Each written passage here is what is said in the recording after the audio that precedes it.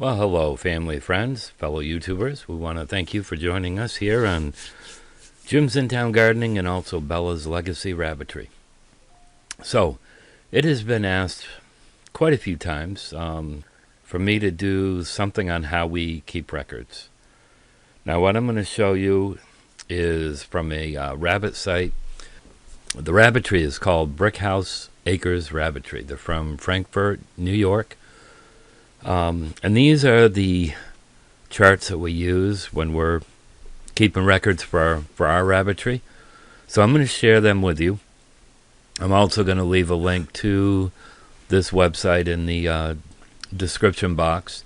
This is free to use, and it has really helped Leanna and I. Now, one thing with rabbit records, I know a lot of people, they want to start off well, and as time goes by, they say, okay, I'm going to enter this doe that I just bred. I'll do it when I get in. You know what? Write it down. One of the things that I do is when I breed a rabbit, I weigh her. I send the weight. I put the weight in a message for my wife. I also weigh the buck, and she'll record these. So I'm going to show you the charts that we use. Now, this one here, this is the rabbit breeding record for a doe. So what you would do here, and hopefully you're going to be able to see the cursor as I show these. You're going to put the name of the doe here, her date of birth, the weight. Okay, like if I just purchased, let's say I just bought Sugar. Okay, so I'd put Sugar's name here, her date of birth if I have it, her weight at that time, breed variety. Okay, so she's a New Zealand white. Ear tag number. Now, here there is only, let's see, Satin has an ear tag number. Yeah. I wasn't going to do this, but Blue has a pedigree number. Midnight does. I think that's it. So, anyways, her ear tag number would go here. Her sire, okay, who's her dad? Who's her mom for the dam? Fertile weight. Now, what I would do is I would put figure out her birth date, and then go from 9 months there. That is what I'm going to use in that. Now, she's probably fertile way before that, but that is the date that I will first try to breed her.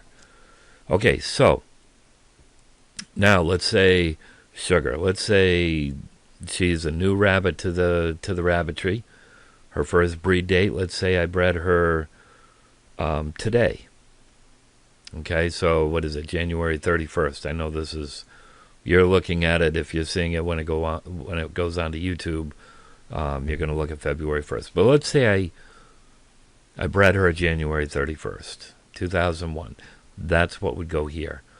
What buck did I use? Now, with Sugar, I typically use Buster.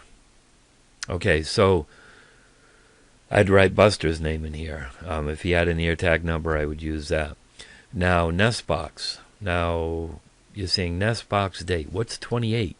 Okay, well, the 28 is the day that her nest box would go in.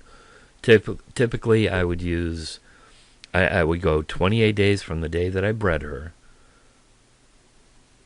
which would be, let's see, trying to use math in my head here. So if I bred her today, nest box would go in on February 27th? February 28th. Okay, all right, we'll go with that. All right, and then her due date, you would count the 31st, 31 days. So that is what you would put in these here. So then over here, Kindle date. What day did she have her babies? Okay, so you would write that down here. How many were born alive? All right, let's say she had 8 kids total. Maybe she lost one in the nest box. So you would put the amount that she had alive, how many were born dead. All right, now let's go kits weaned. Now weaning, I normally wean my does depending, like right now I'm letting the does stay in there a little bit longer. Normally it would be 6.5 weeks, maybe even 7 weeks with some. How many of those made it to weaning age? Did you lose any from the day that they were born till the day? So that would be what you would put here. 8-week weigh date, or 8-week weigh. What did they weigh at 8 weeks? And then any comments. Typically what I'll have Leanna do here is when I put a nest box in, is she going to be one that's going to chew that nest box? Did she start pulling fur way early? And this is something that we've got a lot of does doing right now. I don't know why. So just what happened during that whole pregnancy, after she gave birth? Was there anything that you'd want to note there? So that's what you would do here. Okay. Then her next breeding date, you do the same thing. So let's go. I've got so many screens open here. Let's see. Let's go with the buck. Okay, so this is the rabbit breeding record for the buck. Okay, so let's say I'm going to use Buster. Buster, his name, date of birth, which was July. July. I think it was the 23rd, 24th. What his weight was, he was probably somewhere around 9.5 pounds. He's a big boy. Breed, he'd be a New Zealand white. He doesn't have an ear tag number. Sire. Now, I didn't get that information from the breeder that we bought him from, and I didn't get his mother. Fertile date. With him, it would have been 6 months from the time that he was born. That's what I would put in here. Okay, so breeding date. When was the first doe that I bred him with? Which would probably be Sugar. So I would put that date here. What doe? Let's say Sugar. What date were those kids born? How many kids were there? And then what their weight were, what their weight was, and then any comments with him. With him, I would use, let's see, the first time I used him, he didn't have a clue. I put Sugar in with him. Sugar loves to have babies. She is one that I know I can put in with a buck, and she's ready. So put her in the cage, and she started riding him. And it took a few times, quite a few minutes, before he finally did what he was supposed to do. And that's typical for a lot of young bucks. I still can't forget the look of him watching me, because I pet him a lot when he was a baby. And he just, what do I do, Dad? What's going on? It was comical. So, okay, and then let's say I used him on Melania, one of our other does. What date did I use those two for breeding? The doe would be Melania, the date that she had her babies, and so on and so on. So you catch what I'm trying to show you here. Bucks, I think a lot of times there's not a great record for the buck. And to me, I want to know what my boys are doing. Who I used who with. How was the growth? How many kids did they have? If I breed Buster with Sugar, am I going to have a large amount of does, or a large amount of babies? What is the growth rate? If I bred Sugar to Rex, and I'm showing more kits, and the growth rate is better with Sugar and Rex, then I might not use Buster with Sugar. But with Sugar and Buster, they do a good job together. So that's why I choose those two each time. Okay, so let's see. Feed. Okay, here's a good one. Feed and miscellaneous expenses. So let's say January 1st. I went to Blue Seal and I picked up 4 bags of the 16%. So I would write the date, January 1st. 16%, I forgot what they call it, Top Hutch, Pro Hutch, whatever it is. How many bags and what my total cost was. Now, let's say I also picked up 3 bags of the 18%. So, January 1st, the 18% grain, how many bags? Let's say it was 2, what the total cost was there. And I would do that each time. So, and then, you keep track of that. And we're going to go into a little bit more detail once we go along with this. Like I said, I've got so many screens and... All right, rabbits purchased. Why isn't that showing? There it is. Okay, rabbits purchased, and we've got a full thing on this. Okay, let's say January 1st. Let's say I picked up Sugar. Okay, so here it would be Sugar. She's a white New Zealand doe. Ear tag number, she doesn't have one, but if she did, I could put it here. The seller name, who did I buy them from, what their phone number was, what their email address was, and what the cost was. Now, this does 2 things. It gives you record of how much you spent on that doe or that buck. Maybe you bought kits. So you have that. You can see, okay, I bought her on January 1st. You also have the seller's name. Let's say later on down the road, you lost their card. You lost, maybe you keep a notebook. You've got a notebook and you keep track of numbers in there and something happened. You're out in the rain. It gets wet. Numbers are all smudged. Well, now you have it here. You've got that person's phone number. You've got their email address. And, of course, the cost. So this is something I think is really, really important. It helps with the records. You can keep track of what you're spending. But it also gives you a reference number, a reference on that doe. It gives you a reference on the seller's name. So this is one I highly would recommend doing. Okay, so let's see. Miscellaneous income. Okay, so here, I probably wouldn't keep the rabbits that I sell here. However, I do sell rabbit manure. So I can, January 1st, let's say I sold a bag of rabbit manure. Now with my rabbit poop, my marbles, you'd put how much you received from that. So this is good.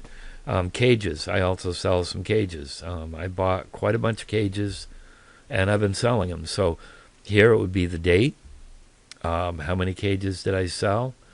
And how much did I make off of that? So these are, to me, this is key to keep track of, are you making any money on your rabbitry? These are all parts of income that you can get from your rabbitry. So this is good. For those that sell pelts, you could add this here. I don't know if anybody does the rabbit's feed anymore, but anyways, anything that is related to your rabbits, your rabbitry, this is what you'd put here.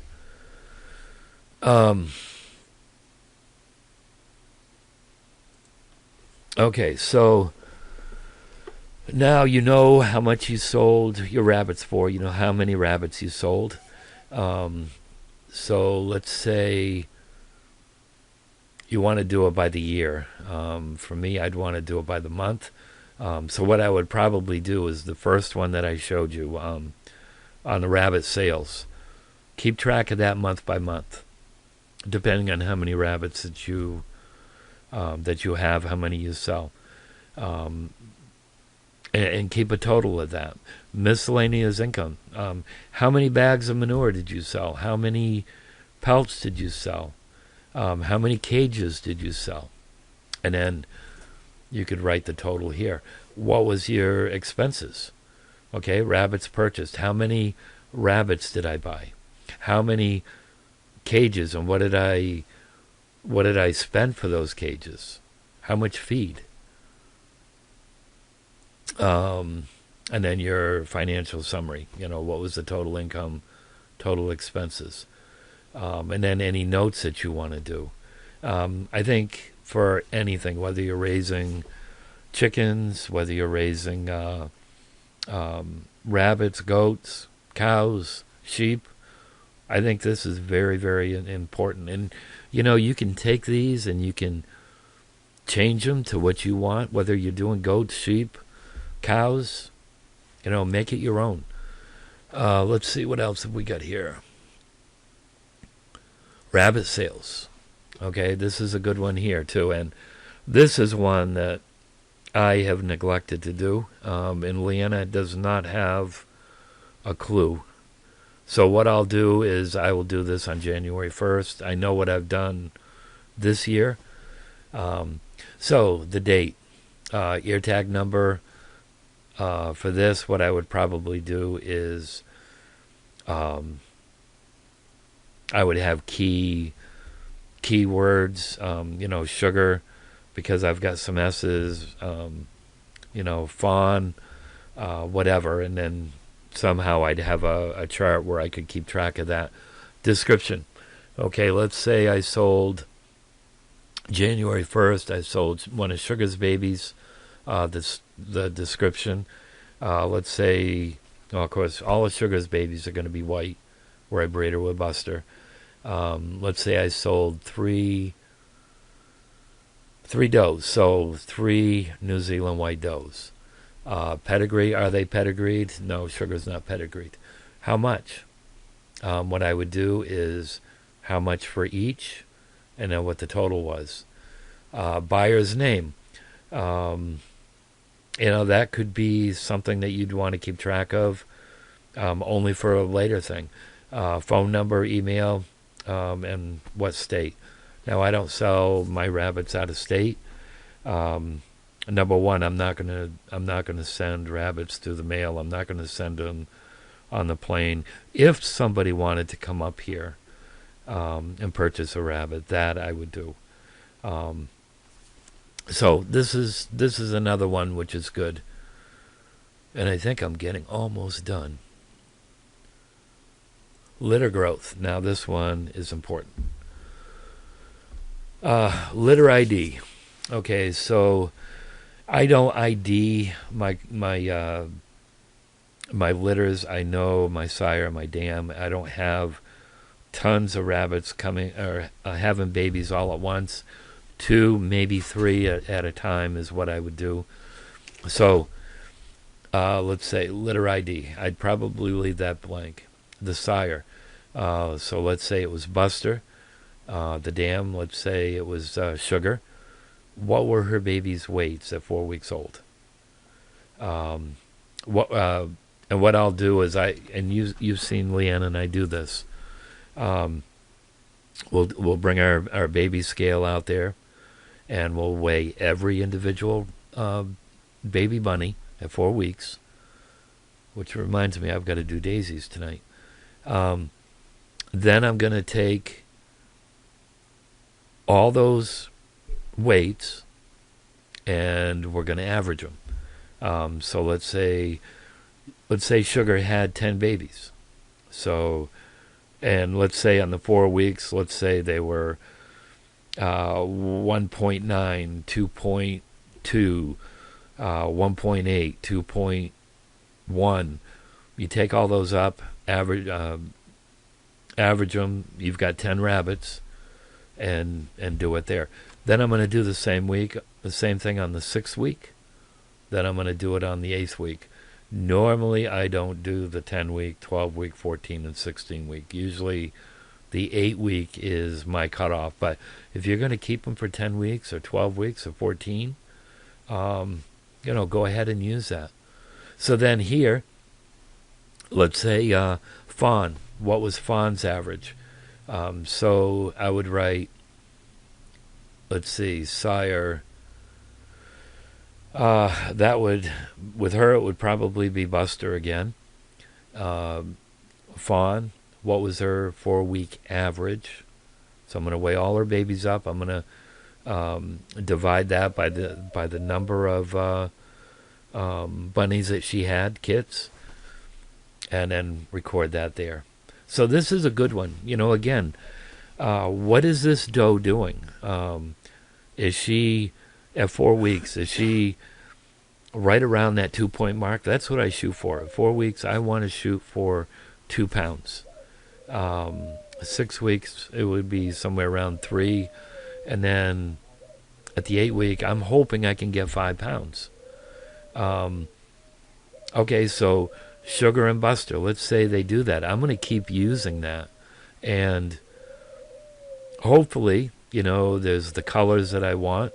With Fawn and Buster, I'm hoping for the fawn-colored kits. If she's, like with Melania, I know Melania and Rex isn't a good combination. Kits are beautiful. If you like the broken type kits. But her weight, her and Rex together, I think we've had 3 litters with that combination, and her weights are down. As an average, she's probably somewhere around 1.3 on her litter size at 4 weeks old. 6 weeks, she's going to be down. 8 weeks, she's going to be her babies are going to be probably somewhere around 4.25 to 4.5 pounds. So I know with her I need to go at least the 10 weeks to make the 5 pound. Now, her and Buster do better, but she's still usually down. So I'm going to say a lot of that is on her. She's a smaller rabbit. She is always on the lean side. I'm not going to say skinny, but she's always on the lean side. So that might be playing into it. So, these are things that, as the months go by and you start looking at your records, you can, okay, what have I been doing with Sugar? What have I been doing with Melania? What have I been doing with Mandy or Mocha? Or how are my litter numbers? Do I do better if I breed with this buck compared to that buck? The other thing, when we get back into, let me see if I can get back there. All right, let's say with the breeding doe, we bought almost all my Rexes came from one breeder, and almost all the young ones that we bought the dad is Thumper. And this is an issue that I've run into. I really, honestly would like to keep all my Rexes straight Rexes. And with some, I haven't been able to do that with. Because Thumper is in that line. Now, I've had quite a few people who have bought the Rexes, and I know that they're going to be looking for a doe or a buck, and this is why when they leave here, they have who the mom and the dad were and any other background that I can give them. Because if they're looking for a doe, and I know that they bought something from, let's say, Mandy's first litter, because Mandy was bred to Thumper. I bought her bred. I know that I can't take one of anything with Thumper unless they want to do line breeding. And I'm not all about that. I keep as far distant as I can. That's just my preference. So anyways, this is a good way to keep track of that also.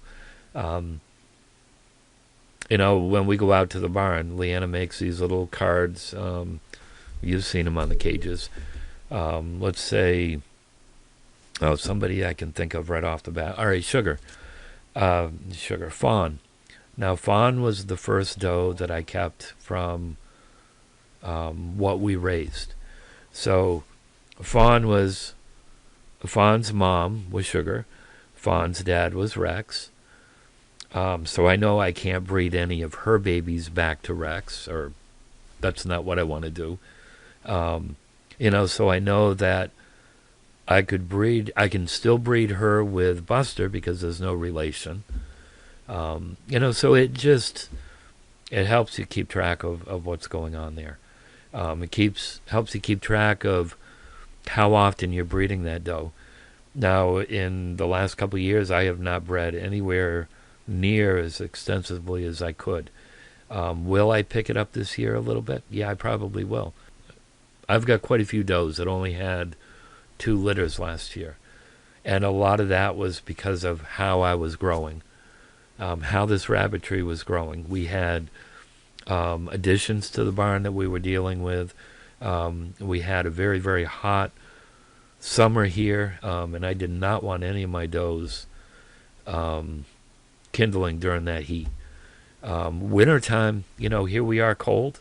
We were 3 below this morning, and I kept that barn warm enough so I know I can breed during the winter, and as long as the does have the babies in the nest box, I know they're fine. So these are all things of why you want to keep good records. Know what your does are doing, know what your bucks are doing. Are these litters, are they doing better in the spring months? March, April, May, where you've got a lot longer days, warmer temperatures. The moms aren't putting that extra energy into keeping warm. The babies aren't trying to stay warm by eating more grain. You know what I'm saying here. I know it's not coming out the way I want, but there's so many things of why you should be keeping records. And I went a lot longer than I wanted to. I thought I could keep this a short video. So I hope this helped. And what I'm going to do is, in the description box, I'm going to leave a link to that rabbitry. It's Brick House Acres Rabbitry. They're out of Frankfort, New York. You are able to use these. There's links so you can download a PDF. And then you can change it. Make it your own. So I hope this helped. If you haven't subscribed to this channel, hope you do. As Leanna would say, smash that like button. Share this. If you know somebody who, especially on the rabbit breeding records and doe records and your feed records, if you know somebody that really needs this, by all means, share this video or however you want to do it. Because, like I said, keeping records is so very, very, very important. I think if you're going to be successful with your rabbitry, and maybe you've only got 2 does and a buck, maybe you've got just that trio. I think it's important to keep track of it. Know what you're doing. How old is that doe? Are her litter sizes dropping? At each litter. These are things that you want to do. When to put the nest box in, in this one here, you've got it right here. If you know the date that you bred her, you've got it right here. Count 28 days from that date.